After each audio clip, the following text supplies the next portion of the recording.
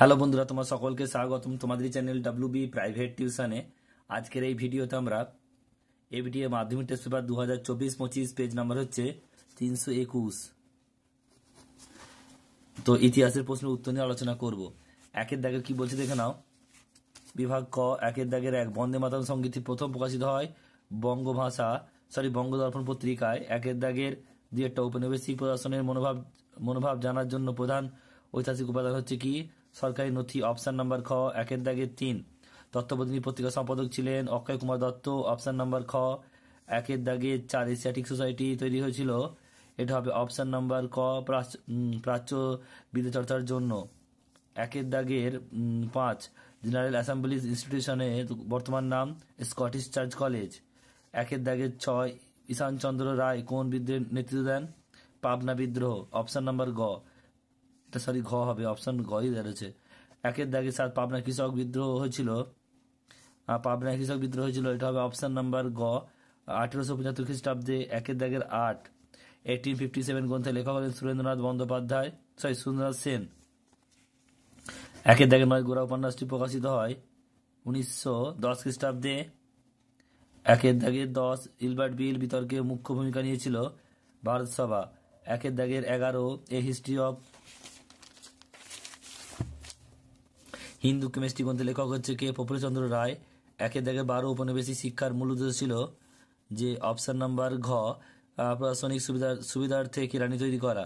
একের দাগের 13, AITUCS প্রথম সম্পাদক ছিলেন লাল লাজপত রায়। একের দাগের 14, নাঙল যার জমি তার স্লোগানটি ত্রিভাষা আন্দোলনের।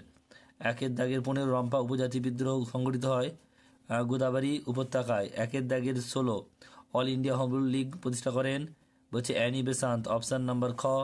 একের দাগের 17, বুড়ি বালামের তীরে ব্রিটিশদের নেতৃত্ব দেন কে? বাঘা যতীন। অপশন নাম্বার গ, ভারতের স্বাধীন সংগ্রামে প্রথম নারী শহীদ ছিলেন প্রীতিলতা ওয়াদ্দেদার। অপশন নাম্বার ঘ। একের দাগের 19, ভারতের গণ পরিষদের প্রথম সভাপতি ছিলেন কে? ডক্টর রাজেন্দ্র প্রসাদ।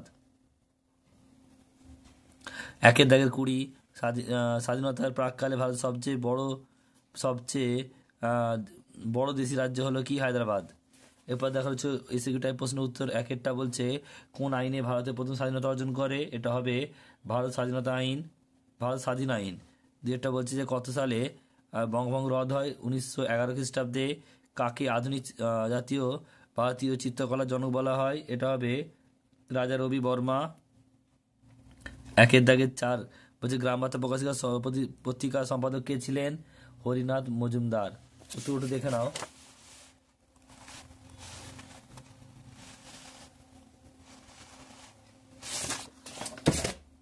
ঠিক ভুল করতে হবে, দেখো বলছে অশনি সংকেত চলচ্চিত্রের নির্মাতা ঋত্বিক ঘটক, ভুল হবে। ধরতি আবা কথার অর্থ হচ্ছে মুন্ডাদের পিতা, ভুল।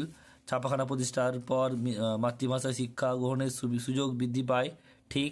মাতৃভাষা ছিলেন বঙ্গভঙ্গ আন্দোলনের নেত্রী, এটাও ভুল।